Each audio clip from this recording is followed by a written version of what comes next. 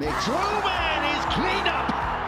পাকিস্তানের super league PSL এ প্রথম ম্যাচে বল হাতে হ্যাটট্রিক করলেন নাহিদ রানা। নাহিদ রানার বিধ্বংসী পারফরমেন্স দিয়ে সকল ভক্তদের নজর কেড়েছেন তিনি। এদিন বল হাতে প্রথম ম্যাচে 25 রানে 5 উইকেট শিকার করেছিলেন নাহিদ রানা। পাকিস্তানের সুপার লিগ পিএসএল এর মধ্যে ইতিমধ্যে সাড়া ফেলে দিয়েছেন বাংলাদেশের ফার্স্ট বোলার নাহিদ রানা। দর্শক ভিডিওটি না টেনে সম্পূর্ণ দেখার অনুরোধ রইল। ইতিমধ্যে শুরু হয়ে গিয়েছে পাকিস্তানের সুপার লিগ পিএসএল এর এবারের আসর। পাকিস্তানের সুপার লিগ পিএসএল এ সরাসরি চুক্তিতে দলে ফিরিয়েছেন নাহিদ রানাকে।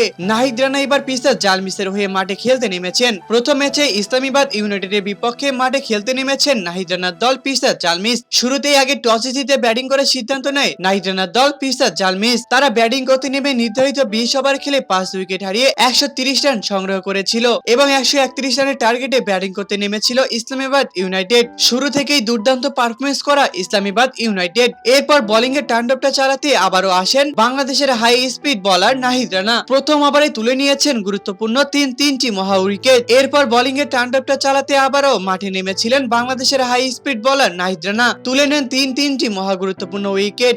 এক ওভারেই অবিশ্বাস্য হ্যাটট্রিক করেন তিনি এবং নিজের ম্যাচটাকে জিতিয়ে দিয়েছেন পিসার জালমিসকে। পাকিস্তানের সুপার লিগ পিএসএল এ এদিন 4 ওভার বোলিং করে গুরুত্বপূর্ণ পাঁচটি উইকেট তুলে নিয়েছিলেন নাহিদ রানা, যার কারণে সবার নজর কেড়ে নিয়েছেন তিনি এবং ম্যান অব দ্য ম্যাচ হয়েছেন নাহিদ রানা। পেয়েছেন পাকিস্তানের তরফ থেকে 1 লক্ষ টাকার পুরস্কার।